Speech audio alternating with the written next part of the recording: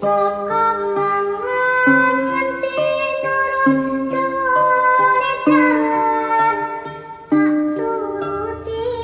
berarti so duweni